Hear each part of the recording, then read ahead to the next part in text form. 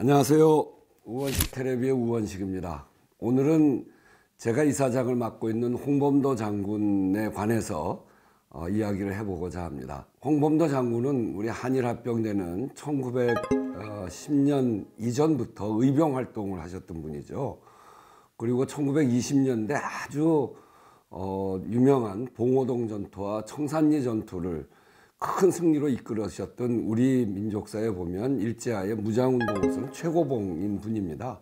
저희 외조부는 김한 선생인데 그분은 한일합병 될 때 일본에 가서 법학 공부를 하시고 그리고 임시정부가 만들어졌을 때 그 사법부장을 지내고 법무국 비서국장 이런 것을 역임을 하셨습니다. 그러다가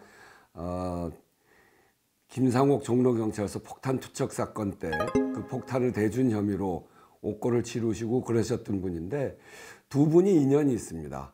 두 분이 1937년에 연해주에서 활동을 하다가 연해주에 있는 우리 교민들을 시베리아로 강제 이주시킬 때 저희 외조부는 강제 이주에 저항하다 스탈린에게 처형을 당하신 분이고 우리 홍범도 장군은 그 강제 이주를 당해서 지금의 카자흐스탄에서 생활하시다가 거기서 돌아가신 분이거든요. 홍범도 장군의 기념사업회 이사장을 하시던 이종찬 이사장께서 저희 외조부의 사연을 아시고 이것은 고려인 문제까지를 포함해서 우원식 의원이 꼭 맡아야 될 일이다 이렇게 저에게 요청도 하시고 그래서 저 역시 고려인 문제에 관심을 갖고 있었던 터에 이 일은 제가 맡아야 되겠다 이렇게 생각하고 홍범도 장군 기념사업회 이사장을 맡게 됐습니다. 홍범도 장군은 일본군에 의해서 나르는 홍범도, 백두산 호랑이 이렇게 칭해졌던 분입니다. 1890년대 의병운동에서부터 시작을 해서 정말 혼신의 힘을 다해서 우리 역사의 가장 높은 무장운동사의 중심 인물, 가장 큰 업적을 세운 분이다 이렇게 볼 수 있는데 독립전쟁에서 1회전인 봉오동 전투에서는 홍범도 부대가 일본군을 500명 이상 사상을 냈죠. 정말 대첩이라고 할 수 있습니다. 그리고 봉오동 전투에 바로 이어서 그걸 보복하겠다고 온 청산리 전투에서 김좌진 장군과 연합군을 만들어서 거기에서 1250명 정도를 사상하고 200명을 다치게 한 정말 대첩을 세운 분입니다. 그런 아주 훌륭한 분인데 이분은 무엇보다도 아주 훌륭한 특징을 갖고 있어요. 세 가지를 들 수 있는데 첫째는 이분은 양반 출신이 아니라 상민 출신입니다. 아주 미천한 광부를 했고 또 입에 풀칠하기도 어려운 식객승 금강산 신계사에서 거기서 얻어먹으면서 승노릇도 했고 함경도 백두산을 중심으로 해서 맹수 잡는 포수 생활을 했죠. 포수 생활을 하다가 다른 포수들을 묶어서 일본군에게 저항해야 되겠다 이렇게 생각하면서 의병 활동을 시작했는데요. 처음 부대에 들어갔을 때 나팔수의 전위대로 있었는데 그 상급자가 부정부패하고 못된 짓을 해서 아주 응징을 했습니다. 죽이고 거기서 탈출을 했고요. 그 이후에 공장을 다니면서 월급을 제대로 주지 않는 친일파 사장을 역시 응징하고 그리고 그 이후에는 산포수 생활을 했죠. 산포수 생활을 할 때 정말 이 맹수를 잡을 때 잘 유인해서 맹수를 잡는 대단한 포수로 명성이 나기 시작했던 그런 사람입니다. 이렇게 양반 출신이 아니면서 나라가 어려울 때 자기도 어렵지만 나라를 구하기 위해서 나선 분, 그렇기 때문에 대단한 분이다 그렇게 생각하고요. 두 번째는 그렇기 때문에 이분은 다른 자기 부대원들한테 격식을 두지 않고 매우 소박하고 정말 의리가 있게 그리고 정말 이 리더십, 제대로 된 리더십을 갖고 있는 그런 분이었습니다. 홍범도 장군은 무엇보다도 화합을 통해서 부대를 점점 키웠고 필요한 경우에 연합을 할 때는 직위를 탐하지 않고 가장 높은 직위는 다른 분들에게 주면서 자기는 부대장 정도로 하고 청산리 전투를 할 때도 연합부대를 만들었을 때 부대장 자격으로 그 연합부대를 만들었고요. 그래서 힘을 모아서 일본군을 무찌를 수 있었던 그런 분입니다. 그리고 홍범도 장군은 정말 탁월한 전략가입니다.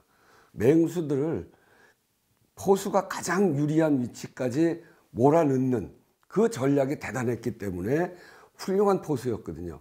일본군하고 싸울 때도 본인이 가장 유리한 위치에 서서 싸울 수 있도록 이 매복하고 또 유인해내는데 아주 탁월한 전략을 갖고 있었습니다. 청산리 전투에서 1200명이 넘는 일본군을 죽일 때 우리 부대는 지금 공식적인 기록은 1명이 죽었다고 그럽니다.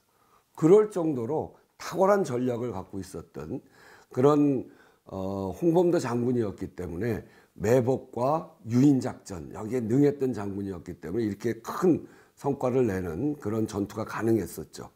이 홍범도 장군을 알릴 그분의 가족이 없었습니다. 부인이 있었는데 부인은 이용녀 씨인데 그분은 홍범도 장군이 이렇게 무장운동을 열심히 하니까 당연히 일본군에게 잡혀갔겠죠. 회유도 하고 고문도 하고 홍범도 장군이 있는 곳을 밝히라고도 했고 또 이렇게 고문하고 있으니 홍범도 장군 자수해라 라고까지 했는데 결국 그 부인께서도 홍범도 장군이 있는 곳을 가르쳐 주는 것을 거부했고 홍범도 장군도 그 사실을 알았지만 그 일본군에게 자수하지 않고 이렇게 해서 고문으로 돌아가셨습니다. 첫째 아들 양순은 씨는 바백이라고 하는 전투에 나가서 거기에서 돌아가셨고 둘째 아들은 병사로 돌아가셨기 때문에 아무도 그 후손이나 가족이 없었습니다. 1922년에 홍범도 장군이 코민테른 집행위원회에 참여한 적이 있습니다. 레닌 코민테른 집행위원회 이것이 독립운동을 위한 수단으로 쓰여졌고 홍범도 장군은 이념적 색깔이 굉장히 옅은 분임에도 불구하고 해방 이후에 우리나라에서 냉전 체제 하에서 이런 분을 앞장 세워서 하기는 굉장히 어려웠던 상황인 거죠. 그래서 홍범도 장군에게도 이념적 덫이 씌워져 있어서 홍범도 장군이 전면적으로 우리 국민들에게 알려지지 못한 이것은 참으로 안타까운 일입니다.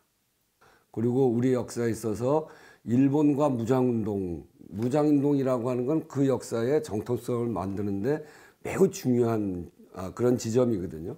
그래서 우리 역사에 있어서도 홍범도 장군을 다시 재조명할 필요가 있죠. 북한에 있어서도 홍범도 장군은 매우 중요한 영웅으로 그렇게 되어 있습니다. 홍범도 장군이 지금 크즈로르다 카자흐스탄에 계시는데 홍범도 장군을 우리 그 유해를 봉환하는 문제 이게 중요한 과제거든요. 이 문제만큼은 남북한이 함께 하기를 바라고 그렇게 하는 것이 남북한의 정통성을 같이 세우는 그런 과정이라고 생각합니다. 역사를 공유하고 그런 점에서 홍범도 장군의 유해 봉환 작업을 남과 북이 함께 힘을 모아서 하는 작업을 꼭 해보고 싶습니다. 그런 특히나 남북한이 우리 역사에 대해서 동질성을 회복해가는 굉장히 중요한 계기가 될 것이다 이렇게 생각하고요. 두 번째는 우리 그 최근대 역사에서 가장 아픈 대목 중에 하나가 연해주에 있었던 분들이 강제이주, 중앙아시아로 강제이주 당해서 정말 참혹하게 살았던 그 역사입니다. 지금은 고려인이라는 분들인데 고려인들이 독립운동했던 많은 후손들이 거기 가 있고 스탈린에 의해서 정말 참혹한 고통을 당하셨거든요. 굉장히 많은 분들이 그 과정에서 죽었고 그래서 고려인들의 가치 또 고려인들의 역사 이런 것들을 우리가 다시 조명을 해서 고려인들이 이 조국에 대해서 다시 생각해보는 그리고 따뜻한 조국을 생각하는 그런 계기를 이 홍범도 장군을 통해서 만들어보고 싶은 생각입니다. 제가 홍범도 장군 기념사업회 회장을 맡은 이유는 바로 그 두 가지 이게 핵심이다 이렇게 말씀드릴 수 있습니다. 홍범도 장군에 대해서 그분이 실제 하신 일만큼 우리 국민들에게 알려져 있지 않습니다. 과거를 잊는 민족에게 미래는 없습니다. 그렇기 때문에 우리에게 중요한 과거를 잘 조명해 나가는 것은 우리에게 꼭 필요한 일이죠. 특히나 세대를 거듭할수록 우리 과거에 대해서 희미해지는 것은 인지상정일 것입니다. 그렇지만 대한독립의 역사를 바로 세우는 것 그리고 그것을 분명하게 우리 국민들에게 알려나가는 것 다음 세대에 알려나가는 것 이것은 우리나라를 바로 세우는 길이다 이렇게 생각을 합니다. 특히 홍범도 장군과 같은 위대한 업적을 내신 분들에 대해서 우리가 조명하는 일, 그것은 꼭 필요한 일이라고 생각하기 때문에 홍범도 장군 기념사업회로서 제가 최선을 다해서 그 일을 해 나가겠습니다 하는 말씀을 다시 드립니다. 감사합니다.